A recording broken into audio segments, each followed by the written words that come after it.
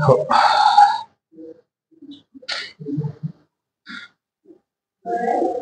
आपण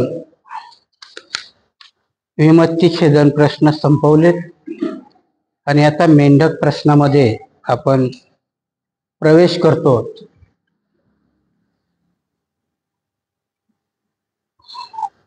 राजा मिलिंद आणि भंते नागसेन यांच्यामधला हा प्रश्नोत्तराचा जी धर्मचर्चा आहे, कारण ती निश्चित चर्चा नाही. जसं बाबासाहेबांनी रविवारी विहारात जायला सांगितलं, तर विहारात काय फेरफटका मारायला थोडी सांगितलं बाबासाहेबांनी. तसंच राजा मिलिंदांनी की तो प्रत्येक विद्वानाशी शास्त्रास्त्र करत होता, त्यावेळेस जे अस्तित्वात होते त्यावेळेस, आणि प्रत्येकाला हरवत होता. आता हरवणं आणि हरणं ह्या दोन्ही जरी क्रिया असल्या तरी त्या बौद्धिक होत्या. तो अशा कुठल्या तरी व्हल्गर प्रश्न विचारून हरवत होता का कोणाला? प्रत्येक गोष्टीमध्ये. आणि म्हणून भंते नागसेनालाही त्यांनी काही गोष्टी ह्या बघा किती आतापर्यंत लागू होतात, त्या आपल्या लक्षातही येत नाही. वादविवाद आताही चालू आहे, परंतु ते वादविवाद समोरासमोर बसून नाही येत, म्हणून ते आपल्या लक्षात येत नाही. आज 26 जानेवारी आहे. 26 जानेवारी हा प्रजासत्ताक दिन आहे. 1947ला भारताला स्वातंत्र्य मिळालं. अण्णाभाऊ साठेंनी दुसऱ्याच वेळेस एक मोर्चा काढला होता आणि त्यांनी घोषणा दिली होती की यह आजादी झूठी है, देश की जनता भूखी है. सगळ्यांच्या अगोदर अण्णाभाऊ साठेंनी हा नारा मुंबईमध्ये मोर्चा काढून दिला होता. त्याच्या जवळजवळ 30 वर्षानंतर राजा ढाले नावाचा एक आपल्यामध्ये तत्वज्ञ होता, आणि त्यांनी एक आर्टिकल लिहिलं होतं की स्वातंत्र्य हे कोण्या गाढवीचं नाव आहे. त्याच्यावरती खूप वादंग माझा सांगायचा मुद्दा माझ्या या चर्चेचा आहे. उत्तर नाही देता आलं त्यावेळेस. अण्णाभाऊ साठेलाही उत्तर नाही देता आलं कोणाला. राजा ढालेलाही त्या पद्धतीत उत्तर नाही देता आलं कोणाला. आणि त्याच्यानंतर राजाभाऊ ढालेचा तो लेख प्रसिद्ध झाल्यानंतर पॅन्थर नावाची एक संघटना उदयाला आली. आणि आता काल परवापर्यंत मोहन भागवतांनी सांगितलं की आम्हाला स्वातंत्र्य कधी मिळालं? 2014ला नाही, 22ला म्हणतो तो. राम मंदिराचं उद्घाटन झालं. 14ला तर ती कोण म्हणते, ते कोण हिरोईन आहे ती म्हणते, तिला 14ला भेटलं, याला 22ला भेटलं. हसण्याची गोष्ट नाही. कारण काय होतं की कुठल्याही पाण्यावर जर तुम्ही खडा टाकला तर तरंग उठतात. तसा मोहन भागवत नेहमी एक खडा टाकून तरंग उठवत असतो. काय म्हणायचं त्याला त्या स्वातंत्र्यामध्ये? रामाचं प्रतीक त्यांना काय अपेक्षित आहे? तर शंभुकाचा वध. आता स्वातंत्र्य कधी भेटलंय त्यांना? 22 तारखेला भेटलंय. आणि 22 तारखेच्या नंतरच तुमच्यावाल्या रिझर्वेशन आणि सवलती का आता शंभुकाचे वध करणं सुरू झालेलं आहे. आपल्या लक्षात येत नाही ते, कारण त्या शंभुकाच्या वधामध्ये सध्या आम्ही नाही आहोत. कारण आमची तपश्चर्या होऊन संपलेली आहे. कारण आमच्या पाठीमागे उभा असणारा डॉक्टर बाबासाहेब आंबेडकर आम्ही तिथपर्यंत नेलेला आहे. मोहन भागवताला तेच सुचवायचंय की 2022. आणि तो कोणाला सुचवतोय हे? बामणाला मुळात माहित आहे. बामणाचं पोरग पोटातच शिकतं आईच्या की बाहेर आल्यानंतर काय करायचं. तो कोणाला शिकवतोय? बहुजनाला शिकवतोय तो. कारण अनाडी आहे. आणि म्हणून नेहमी काय सांगितलं की क्रिया प्रतिक्रियामध्ये जेव्हा अन्यायाचा प्रतिकार करायचा असतो तेव्हा हातामध्ये लाकडं घेऊन प्रतिकार करायचा नाही, तर शहाणं करून प्रतिकार करता आला पाहिजे. आणि म्हणून मागच्या प्रवचनामध्ये मी सांगितलं होतं की सिमेंटच्या घटनेच्या प्रतिकृतीची विटंबना झाली, आम्ही रस्त्यावर आलो. आता ही केवढी मोठी विटंबना आहे. त्याने नुसतं स्वातंत्र्यावरच हल्ला नाही केला, तो घटनेलाही अनुरूप नाहीये म्हणतोय. जी घटना लिहिली ती पण अनुरूप नाहीये. स्वातंत्र्य तर राम जन्मभूमीच्या उद्घाटनाला मिळालं, पण घटना ही अनुरूप नाही. एवढा मोठा हल्ला झाला मात्र मग आम्ही शांत. परंतु परभणीला सिमेंटची घटना तोडली आणि आम्ही रस्त्यावर आलो. कारण त्याला ते माहिती आहे की काय केल्यानं काय होतं. आणि म्हणून आजचा 26 जानेवारी हा प्रजासत्ताक दिन आहे. त्यातली आपण प्रजा आहोत. सत्तेमध्ये आहात का तुम्ही?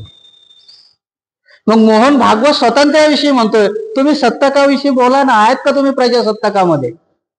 आणि मग परत अण्णाभाऊ साठे आणि राजे ढालेच्या याच्यावरती तुम्हाला जावं लागेल. पण प्रजासत्ताकामध्ये ज्या सत्तेत आम्हाला जायला पाहिजे होतं, जी सत्ता आम्हाला हस्तगत करायला पाहिजे होती, ती बुद्धांनी सांगितलेली आहे. कारण आमच्यात एवढा बुद्धिभ्रंश केला जातो की म्हणते जी कशाला राजकारण करतो. अरे सांगितलंय बाबा बुद्धांनी. बुद्धांनी राजकारण सांगितलं, केलं नाहीये.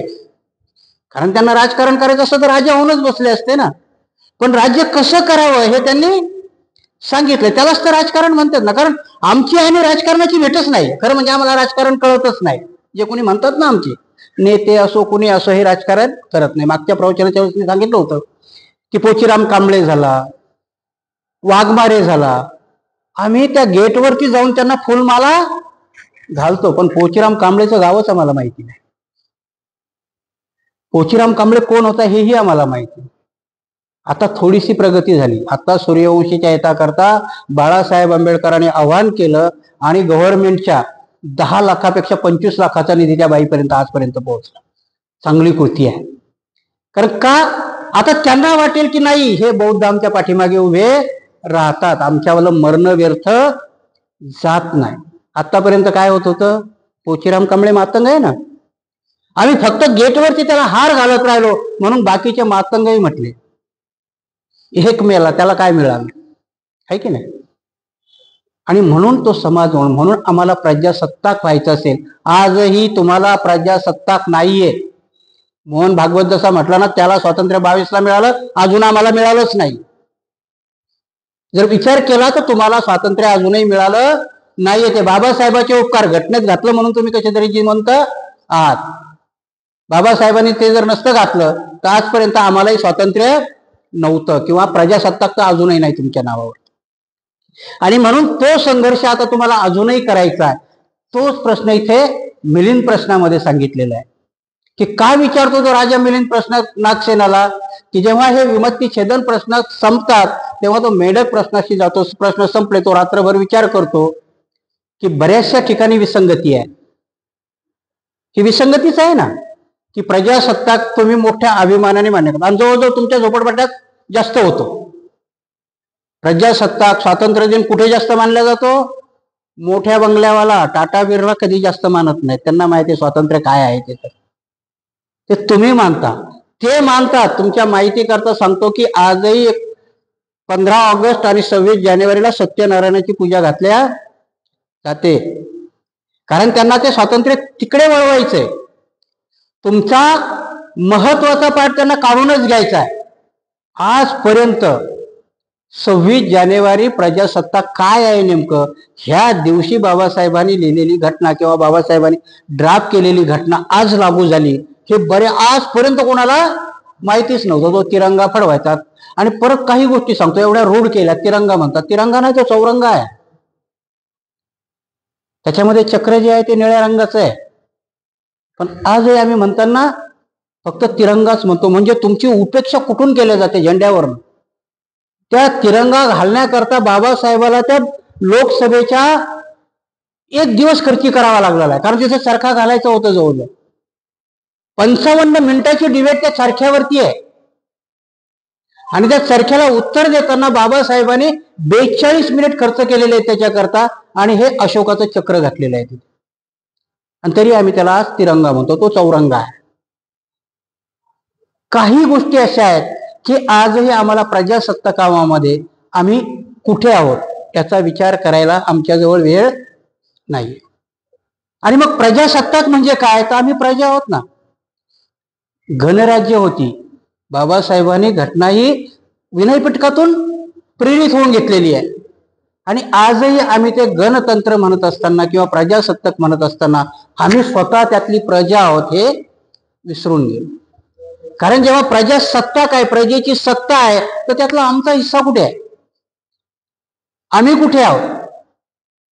आणि म्हणून हे प्रश्न आम्ही कोणाला विचारले पाहिजे, हे प्रश्न आम्ही कुठे विचारले पाहिजे, याचंच आम्हाला भान नाही. आणि म्हणून जोपर्यंत आम्ही मॅच्युअर्ड होणार नाही, आमच्यामधली ती प्रगल्भता येणार नाही, तोपर्यंत आम्ही प्रजासत्ताकामध्ये आमचा हिस्सा कुठे आहे, आमचा वाटा कुठे आहे, आम्ही कुठल्या प्लॅटफॉर्मवरती उभं आहेत ते कळणार नाही. आणि म्हणून असंच मेंढक प्रश्नाविषयी तो रात्रभर विचार करतो. आणि मग तो विचारतो की ह्या विसंगती आहे सगळ्या. आताही तुम्हाला प्रजासत्ताकाची विसंगतीच आहे की नाही? की तुम्हाला स्वातंत्र्य आहे, लोकांचं राज्यही चालू आहे, त्यातले लोक तुम्ही आहात का? तुमचा हिस्सा त्याच्यामध्ये आहे का? त्या प्रजेमध्ये तुम्ही वाटेकरी आहात का? आणि तुम्ही जर वाटेकरी नसाल तर मग ही विसंगती नाही का? प्रजासत्ताक मानायचं आहे आणि त्या प्रजासत्ताकामध्ये माझी सत्ताच नाहीये, तर ही विसंगती आहे. त्या राजा मिलिंदालाही तसंच वाटत होतं की काही बुद्धाचे प्रश्न असे आहेत की एका ठिकाणी एक सांगितलं आणि दुसऱ्या ठिकाणी दुसरं सांगितलेलं आहे. मग ह्या विसंगती, हे भ्रामक कल्पना आहेत, ह्या जर मिटवायच्या असतील तर याला उत्तर देणारा समर्थ माणूस कोण आहे? फक्त खाली नागसेन आहे. आपल्यामध्येही समर्थ आहेत, पण आपण समर्थाला ओळखायलाच तयार नाही. समर्थपणाने कधी कधी काय होतं की एखादी गोष्ट तुम्हाला खूप यांनी जर प्रयत्नाने मिळत नसेल, एकट्याला मिळत नसेल, तर तेव्हा सगळ्यांनी मिळून प्रयत्न करावे लागतात. परंतु होतं काय की आम्ही आजही आमच्या डोक्याने आम्ही फक्त खाली इंडिव्हिज्युअल म्हणजे स्वतःचाच विचार करतो. मग तो फायद्याचा असो किंवा तोट्याचा असो, आम्ही काय म्हणतो की एकट्याने विचार करतो. आणि मग तिथं राजकारण असेल, शैक्षणिक असेल, कुठलीही गोष्ट असेल, कारण कुठलाही समाज, बाबासाहेब म्हणताना तेच म्हणायचे की समाजाची व्याख्या काय, समाज सुधारलेला आहे कशावरून समजायचं?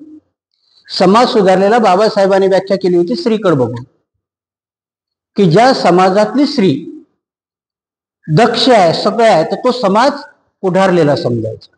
आर्थिकदृष्ट्या विकास कशाला म्हणायचं? आजच्या भाषेत जर तुम्ही म्हणायला गेलात तर तुमच्या नळाला येणारं पाणी तुम्ही जर बिनधास्तपणे पिऊ शकलात तर तो विकास आहे. तुम्हाला जर ॲक्वागार्ड घरात लावायची गरज पडते तर मग मात्र तो विकास नाही. मग बाकी कितीही टाक्या बांधू द्या, त्याला काही अर्थ आहे का? ते येणारं पाणी डायरेक्ट म्युन्सिपाल्टीचं पाणी ज्या दिवशी तुम्ही ग्लास लावून स्वतः प्याल, ॲक्वागार्ड लावायची गरज नाही, तिथं तो विकास आहे. विकासाची ती व्याख्या आहे. आम्ही व्याख्या बदलून टाकली. आजही घाटीमध्ये न्यायला लोक घाबरतात, आहे की नाही? प्रायव्हेट दवाखाना बघतात नाही. आता तशी जर प्रकृती बघितली तर त्या घाटीमध्ये डॉक्टर नियुक्त होताना इंटरव्ह्यू होतात, रिटर्न टेस्ट होतात. त्या प्रायव्हेटवाल्याची कोणी घेतं का? त्याची डिग्री तरी तुम्ही तपासता का? तो अमेरिकेची डिग्री आहे की रशियाची आहे? परंतु विकासाच्या नावाखाली त्याची एवढी किंमत कमी केलेली आहे की आजही घाटीमध्ये जायला तुम्ही तयार होता का? प्रायव्हेटमध्ये जायला तयार होता. कारण आणि त्याचं काही माहिती नाही तुम्हाला. विकास तिथे आहे की मंत्र्याचा पोरगा एक घाटीत ज्या दिवशी ऍडमिट व्हायला जाईल त्याला विकास म्हटलं जातं. कारण गरीबाचाही तिथे जाईल. शाळेचं तसंच आहे. विकासाची व्याख्या ती आहे.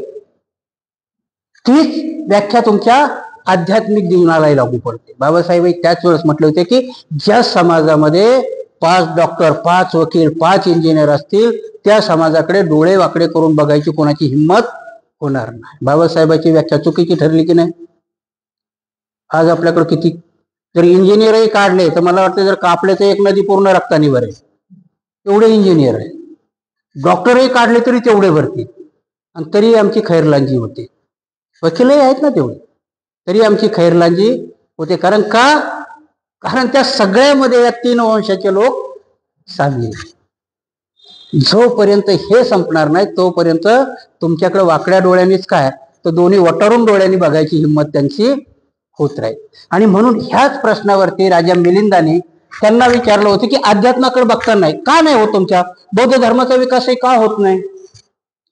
बाबासाहेबांनी जी दीक्षा दिली महाराला, त्याच्यानंतर झाले का लोकांना म्हणायला होतं की लक्ष्मण मानेनी पण एक घेतली बाबा. कुठे आहे तो आज लक्ष्मण माने? आहे का काही? जसा महाराणी बौद्ध धर्म आत्मसात केला, जसा करता येईल तसा करता येईल, भले चुकीचा करो कसा करो. मानेने तसं केलाय का? मानेनेही धर्माचं राजकारणच केलं ना. कोणाला तरी हे करायचं होतं म्हणून भटक्याची एक संघटना बांधली, त्या दिवशी रेस कोर्स वरती त्यांनी हे केलं. म्हणून ही विकृती आहे, हे संभ्रम निर्माण करणं आहे. आणि म्हणून अध्यात्मामधले हा संभ्रम जर मिटवायचा असेल तर राजा मिलिंदांनी 2200 वर्षापूर्वी विचारलेले हे प्रश्न आहेत, मेंढक प्रश्न. मेंढक प्रश्नाचा अर्थच असा आहे की जे गुंतागुंतीचे आहे, की वाटताना माणसाला सरळही वाटतात आणि न वाटतानाही सरळ. तेव्हा हा विमुक्ती छेदन प्रश्न संपल्यानंतर तो राजा महालामध्ये विचार करतो की ही संभ्रम जर मिटवायचा असेल तर मग ही जी माझ्या मनामध्ये आलेली प्रश्न आहेत ती भंते नागसेनाला आपण विचारली पाहिजे. आणि आता तो प्रश्न विचारण्याकरता तसाच तयार होतो का? तसाच तयार नाही होतो. तो संकल्प करतो आणि 7 दिवस उपवास धारण करतो. 7 दिवस आपल्या डोक्यावरचा मुकुटही काढून बाजूला ठेवतो, अंगावरचे राजवस्त्रही काढून तो बाजूला ठेवतो आणि 7 दिवस तो उपवास व्रत धारण करतो. आज आपण इथे बसल्या बसल्याच तुम्ही चर्चा केली की आज आपण आपल्या धर्माला दुय्यम स्थान देतो की नाही? सर्व संपल्यावर बघू जाता येते की नाही जाता येते. नाही झालं तर जाऊ द्या, पुढच्या वेळेस जाऊ. तो राजा होता आणि त्याला ते महत्व एवढं कळलं होतं की त्यांनी 7 दिवस राजपाटच बाजूला ठेवला. आज आम्ही आमचं पाणी भरणं पण बाजूला नाही ठेवू शकत. त्यांनी 7 दिवस पूर्ण राजपाट बाजूला ठेवला होता, डोक्यावरचा मुकुट काढला होता आणि त्यांनी सर्व सुशोभित. म्हणजे याचा अर्थ काय आहे की धर्म चर्चेला जाताना तो पवित्र होऊन गेला होता, कुठलंही किलमिश त्यांनी मनामध्ये ठेवलं नव्हतं. आणि त्याच पद्धतीने तो राजा नागसेनाला सांगतोय, अभिमानाने सांगतो की माझ्यासारखा शिष्य तुम्हाला भेटणार नाही. कारण तो तेवढा सचूर भूत आहे, तेवढा परिपक्व झालेला आहे. आणि मग तो 7 दिवसाचा उपोषण करतो. उपोषणाचा अर्थ मागच्या याच्यात मी तुम्हाला सांगितला की नाही? कारण काय होतं, आज मी नेहमी सांगत असतो की आपण जिवंत किती आहोत आणि मेलेले किती आहोत. मला वाटतंय आपण जवळजवळ सर्वच मृत आहोत.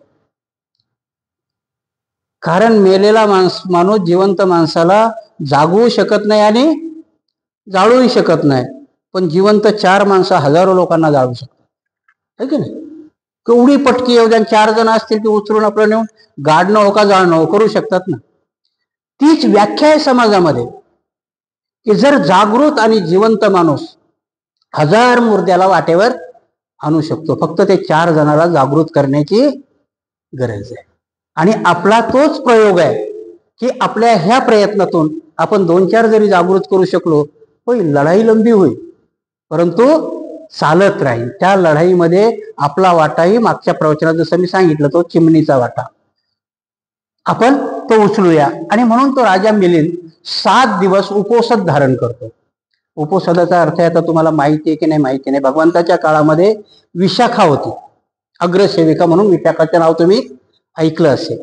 जेतवनामध्ये भगवंत असतात, त्यावेळेच्या एका पौर्णिमेला विशाखा भगवंताकडे जाते आणि जेव्हा ती बघते वेळूवनामध्ये तर जवळजवळ 500 स्त्रिया सफेद वस्त्र धारण करून भगवंताच्या तिथे उपवास व्रत धारण. आणि हिला माहित नसतं तेव्हा, 11 वर्षाची विशाखा आहे. आणि ती बायांना विचारते की आज का तुम्ही सगळ्या सफेद साडीमध्ये आहात? तर ते म्हणतात आज आमचं उपवास आहे. 11 वर्षाच्या विशाखेला कळत नाही की उपवास म्हणजे काय भानगड आहे. ते म्हणते काय असतं उपवास म्हणजे? मग ते सांगतात उपवास म्हणजे त्या दिवशी अष्टशिलाचं पालन करायचं असतं, हे करायचं असतं, ते करायचं असतं. तिचं कुतूहल जागतं आणि ते विचारते याने काय होतं, उपवास केल्याने काही होतं का? तर बायका सांगतात हा, मनामध्ये जी इच्छा धारण केली ती फलद्रूप होते. तिला काही खरं वाटत नाही. असं कसं होईल म्हणते, भगवंताकडे जाते ती आणि भगवंताला विचारते. भगवंत बाहेर 500 बाया आहेत, सफेद वस्त्र धारण केलेले आहेत, त्या उपवास हे करता, उपवास व्रत त्याने धारण केलेलं आहे. आणि त्या म्हणतात की जी मनामध्ये धारणा केली, मनामध्ये कल्पना केली आणि उपवास धारण केलं तर फलद्रूप होतं, हे खरं आहे का? भगवंत म्हणतात हो खरं आहे. विशाखा म्हणते खरं, भगवंतही खरं म्हणतात. भगवंत म्हणतात हे खरं आहे, पण त्याला कारण आहे. विशाखे, उपोषदाचे 3 प्रकार आहेत. ह्या राजाने उपोषद केलेलं आहे 7 दिवसाचं. उपोषदाचा अर्थ सांगतो की भगवंत विशाखेला सांगतात उपोषद 3 प्रकारचे असतात. आजही 3 प्रकारचे उपोषद आहेत आपल्यामध्ये. तर भगवंत पहिल्या उपोषदाला गोपाल उपोषद म्हणतात. विशाखे गोपाल उपोषद असतं. तर ते विचारते गोपाल उपोषद म्हणजे काय असतं. तर गोपाल म्हणजे गाई म्हशी वळणारा असतो ना. गोपाळ कोणाला म्हटलंय? गाई म्हशी वळणारा. तर भगवंत सांगतात की गोपाळ काय करतो की आपल्या गाई म्हशीला कुठे चारा जास्त भेटेल तिथे घेऊन जातो. तिला बाजूलाच पाण्याची व्यवस्था आहे की नाही तेही बघतो, आणि वेळ जर आली तर सावली बघतो की गाई म्हशी जर पूर्ण सोडून दिल्या त्यांना पियायची व्यवस्था आहे तर हा बी आरामशीर झोपतो. त्याच टाईपचे काही लोक गोपाल उपोषद करतात. म्हणजे फक्त भाकरी खायची नाही, पण त्या दिवशी मात्र हादळून त्याला फराळ म्हणतात, नाही का? उपासाचा फराळ. याला भगवंतांनी त्यावेळेस गोपाल उपोषद म्हटलं. काय म्हटलं? की गोपाल उपोषद खायचं याने. आणि विशाखे जो कोणी गोपाल उपोषद पालन करतो त्याला याचं फळ भेटत नाही. दुसरं उपोषद कुठलं आहे? तर मला निखंट उपोषद. आजही तुम्ही जर रमजानच्या महिन्यात गेलात तर मुसलमान थुंकी पण गिळत नाही.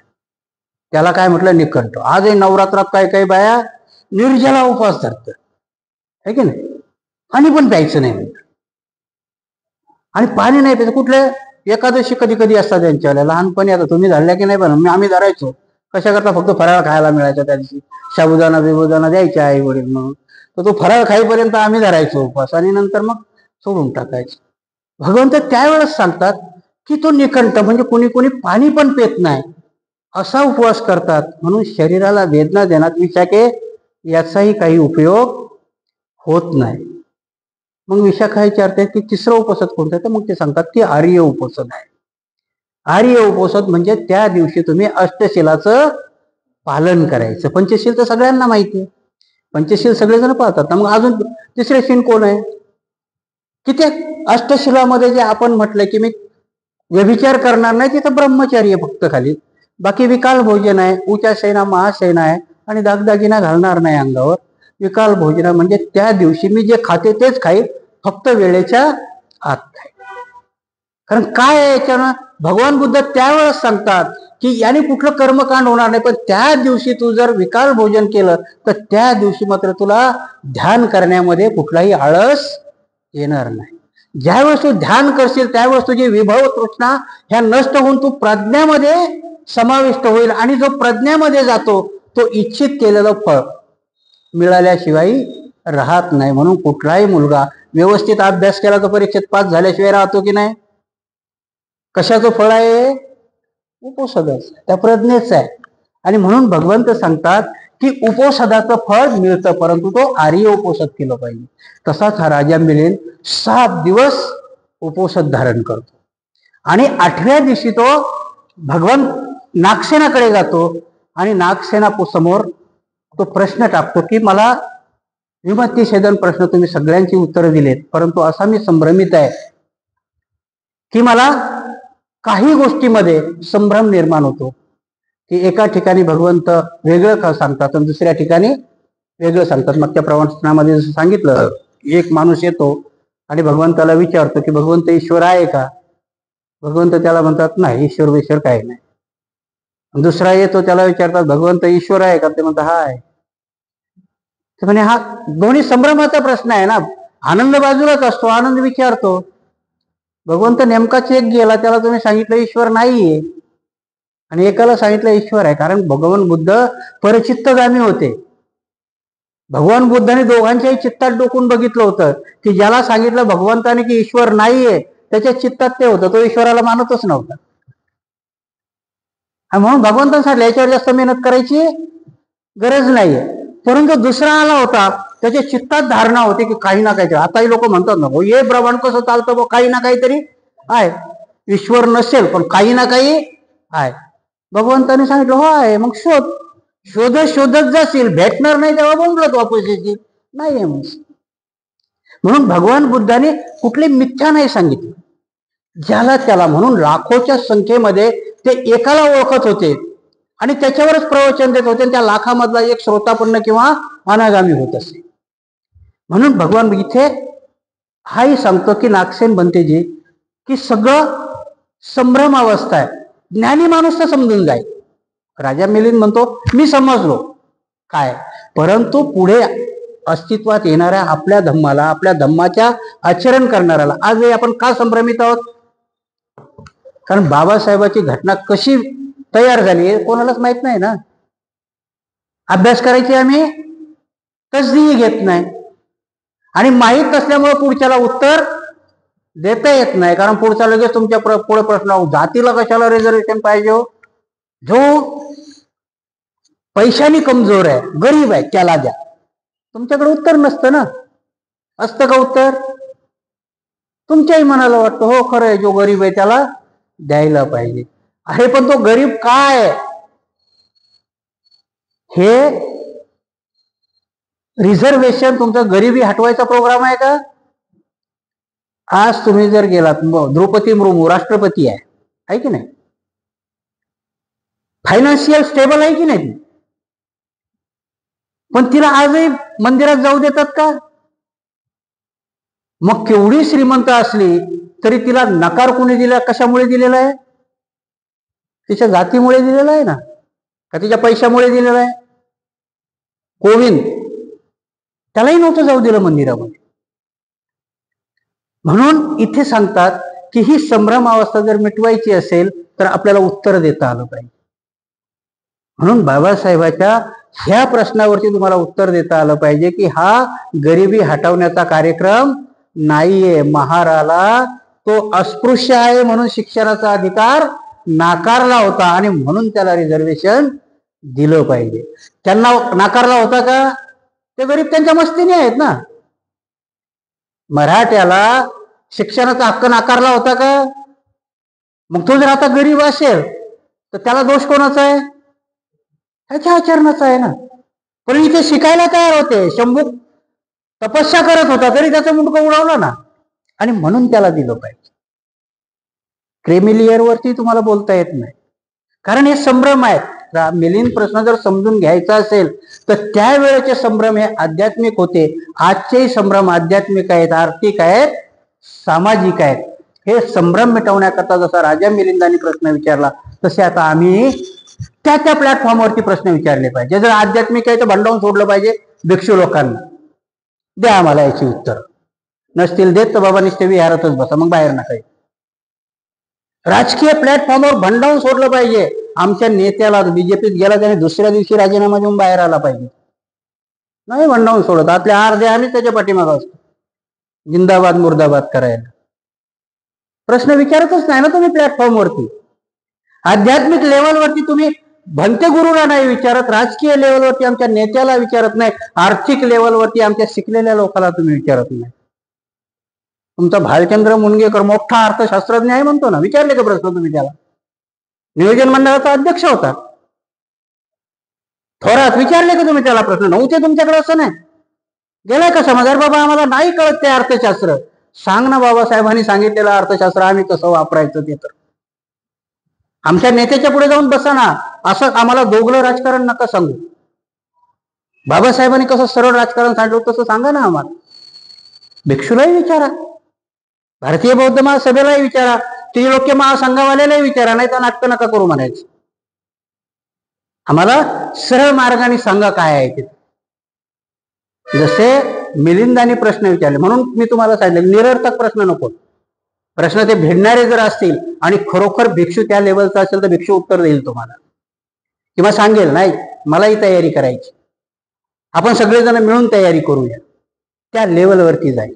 आणि म्हणून राजा मिलिंदासारखे आम्हाला बनता आलं पाहिजे, तरच तुम्हाला नागसेनही भेटतील, बाबासाहेबही भेटतील आणि अर्थतज्ञही भेटतील. पण तुम्हीच जर राजा मिलिंद नाही झाले तर मग मात्र रामदास आठवले, बाळासाहेब आंबेडकर आणि श्रद्धा रक्षितच भेटतील तुम्हाला, दुसरं नाही भेटणार. कारण तुम्हाला जोपर्यंत आम्ही राजा मिलिंद होणार नाही तोपर्यंत नागसेन भेटणं मुश्किल आहे. आणि म्हणून कुठल्याही गोष्टीमध्ये आम्हाला एका हाताने तुम्हाला काही मिळणार नाही. म्हणून त्यावेळेचे जे प्रश्न होते तसे हा राजा मिलिंद सांगतो की भंतेजी मला तर समजलंय परंतु पुढे येणाऱ्या, कारण आम्ही पुढे येणाऱ्या पिढीची कधी काळजीच केली नाही. यांनी केली, राजा मिलिंदाने केली, सम्राट अशोकाने केली. तर सम्राट अशोकाला काय करायचं होतं, जवळजवळ जम्बूद्वीपाचं राज्य होतं ना त्यांच्याकडे. स्वतःही त्यांनी धर्म, आता बऱ्याचशा गोष्टी आपल्याला अजूनही माहिती नसतात. स्वतःचा मुलगा आणि मुलगी श्रीलंकेमध्ये ते दोघंच नाही पाठवली. नेपाळमध्येही त्यांनी चारुमित्रा नावाची आपली मुलगी पाठवलेली. आता त्याचा शोध लागलाय. नेपाळमध्ये जे पशुपतीनाथाचं मंदिर म्हणता की नाही मोठंच्या मोठं, त्याच्या खाली वीट सापडली, ती चारुमित्रांनी बांधलेलं विहार आहे. कारण ह्या जेव्हा आमच्यामुळे येतात, त्या सम्राट अशोकाला स्वतःची मुलं त्यांनी धम्माला दान देऊन इकडे तिकडे पाठवलं. हा राजा मिलिंदही पुढे येणाऱ्या गोष्टी करता हे करतोय. आतापर्यंत तेच चाललंय. तुमचा मोहन भागवत त्याच्या येणाऱ्या पिढी करता कामं करतोय. तुमच्यातला आठवले, तुमच्यातला बाळासाहेब नाही करत. तुमच्यातला अजूनही भिक्षुही तसा तयार नाही होत. का नाही होत? कारण मोहन भागवताला त्या एका दिवसात करोडो दान देणारे लोक आहेत आणि त्याचा हिशोबही मागत नाहीत. आमच्याकडे 2700 संघटना आहेत आणि 3200 लोक हिशोब मागायला तयार आहेत. कसं व्हायचं? कधी तुम्ही बघितलं का एखाद्या पेपरला आलं की मोहन भागवतने ह्या दानाचा एवढा फ्रॉड केलाय? ऐकलंय कधी? आमच्या भारतीय बौद्ध महासभेच्या चैत्यभूमीला होणारं दान कोर्टात जमा होतं, तरी आम्हाला काहीच वाटत नाही. कारण कुठल्या गोष्टीने कुठे उत्कर्ष होतो हेच आम्हाला कळलं नाही. बुद्ध धर्माचं श्रोतापती काय आहे प्रत्येक ठिकाणी लागू पडतं. बाबासाहेब तेव्हा विद्वानाच्या सभेमध्ये सांगितलं त्यांनी की तुम्हाला मिळालेली ही राजकीय लोकशाही उलथून पडायला वेळ लागणार नाही जर तुम्ही त्याला सामाजिक आणि आर्थिक लोकशाही आणली नाही तर. त्यावेळेस दिलेला इशारा ती मोडत चालली. सांभाळणारा बाबासाहेबांनी तुम्हालाही इशारा दिला होता की नुसती घटना लिहिली आणि म्हणून तुम्ही जर शांत बसलात तर मागची वेळ यायला तुम्हाला वेळ लागणार नाही.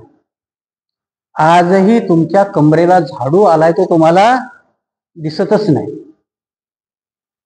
नाही तर अमित शहाची हिंमत झाली असती का त्या राज्यसभेमध्ये म्हणायला आंबेडकर आंबेडकर काय करतो म्हणे, एवढा बोंबलला असता तर स्वर्ग मिळाला आहे की नाही? काय केलं? आणि म्हणून तुमच्या स्पेस पण तुम्हाला ठेवल्या नाही. आणि म्हणून त्या स्पेस निर्माण करायचे असतील, दुसऱ्या महायुद्धामध्ये हिटलरचं सैन्य एवढ्या विजयी पथावर होतं. काही गोष्टी कशा असतात ते सांगतो मी तुम्हाला, की काय करायचं नेमकं, आपण कुठे हे करतो आणि अंदाजच लागायचा नाही त्याचं सैन्य नेमकं कुठल्या दिशेने चाललंय म्हणून. आणि त्यातल्या अमेरिकेतल्या एका, त्याला कुठली संघटना, स्पाई संघटना म्हणतात, आता त्यांना CIA की काय म्हणतात ना, ते आहे त्यातल्या एका लोकांनी यांचे कोडवर्ड शोधून काढले हिटलरचे. ती भाषा त्यांनी आत्मसात केली. जेव्हा ते फ्रिक्वेन्सी पकडायला लागले ते त्यांच्यावर बसलेल्या माणसांनी त्यांनी सांगितलं की 100% अप्लाय करू नका. कारण त्यांना कळलं होतं की आज हे मॉस्कोवरती हल्ला करणार आहे आणि मॉस्कोवर जाता जाता रस्त्यात येणाऱ्या कुठल्या याच्यावरती आहे. तर त्यांनी सांगितलं की त्यांना मॉस्को पर्यंत काही लोकांना येऊ द्या, कारण तुम्ही त्यांना जर रस्त्यातच अडवलं तर त्यांना कळेल की त्यांची कोड लँग्वेज तुम्हाला समजली. आणि म्हणून त्याच्यावर 60%च प्रयोग करा, कारण ती त्यांना हरवण्यापर्यंत आपल्याला जाईल. म्हणून काही गोष्टी आपण ती पॉलिसी अडॉप्ट करतो आणि म्हणून त्यांच्यावाला इच्छित साध्य करण्याकरता तो त्यांच्या जातीचाही खून करतो. जातीच्या माणसालाही मारता तो जर आडवा येत असेल तर. आणि म्हणून काही काही गोष्टीमध्ये त्यांना किंमत मोजायला तयार असतात, आपण किंमत मोजायला तयार नाहीये काही गोष्टीची किंमत. कारण ओरिजिनल वस्तू घ्यायची तर किंमत जास्त जाते ना. चायनीज माल स्वस्तात भेटतो. तसंच होतं. महात्मा गांधीचं आंदोलन चायनीज माल होता, भगतसिंगाचं आंदोलन ओरिजिनल होतं, तिथे फाशीलाच जायचं होतं. इकडे महात्मा गांधीचं उपोषण होतं, मरणाची जास्त गॅरंटी नव्हती. आणि तेही महात्मा गांधींनी स्वातंत्र्याकरता कधीच आमरण उपोषण केलं नाही. आमरण उपोषण तुमच्याकरता केलं की यांच्या सवलती खाल्ल्या पाहिजे. कारण काही गोष्टी ह्या आम्हाला कळल्या पाहिजे. म्हणून संभ्रम अवस्था तिथपासून आतापर्यंत आहे आणि त्या संभ्रम अवस्थेतून अजूनही आम्ही बाहेर येत नाही. राजा मिलिंदानी हाच रात्रभर विचार करून जेव्हा तो नागसेनापर्यंत पोहोचतो आणि मग नागसेनाला सांगतो की माझ्यासारखा शिष्य तुम्हाला मिळणार नाही, मला समजलंय, परंतु येणाऱ्या भविष्यामध्ये ह्या प्रश्नावरतीही आपल्याला उत्तरं देता आली पाहिजे. आणि म्हणून 6व्या संगीतीमध्ये मिलिंद प्रश्नाला त्याच्यामध्ये अंतर्भूत करण्यात आलं. आणि एवढंच नाही, त्या 6व्या संगतीच्या अध्यक्षांनी सांगितलं की मिलिंद प्रश्न हा त्रिपिटकाची चाबी आहे. कारण ह्या गोष्टी की आजपर्यंत आम्हाला बाबासाहेब, आम्ही राजकीय बाबासाहेबच अनुभवला ना, आम्हाला सामाजिक बाबासाहेब, आर्थिक बाबासाहेब, घटनातज्ञ बाबासाहेब, तुम्हाला माहिती आहे हिराकुंड धरण बाबासाहेबांनी बांधलेलं आहे, प्लॅनिंग करणारा बाबासाहेब आम्हाला माहितीच नाही. आणि ज्या दिवशी हा बाबासाहेब आम्हाला माहिती होईल त्यावेळेस राजा मिलिंदासारखे तुम्ही ठणकावून पुढच्याला सांगाल की अरे बाबा रे, दलिताचा कैवारी बाबासाहेब नाही, भारताचा भाग्यविधाता बाबासाहेब आहे.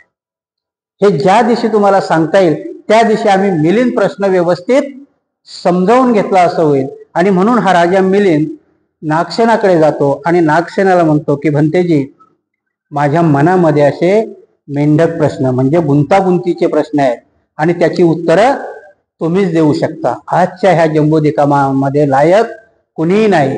आणि म्हणून अशा ठिकाणी आपण जायला पाहिजे की तिथे आपल्याला कुणीही डिस्टर्ब करणार नाही. आता पुढे बरेचसे प्रश्न येतात, ते आपण मी काल मेंढक प्रश्नाची फक्त ते पार्श्वभूमी तुम्हाला सांगितली. राजा मिलिंद भंते नागसेनाला प्रत्येक गोष्ट सांगतो की अशा जागा, काही जागा आहेत की तिथे तुम्हाला धर्मचर्चा करता येत नाही.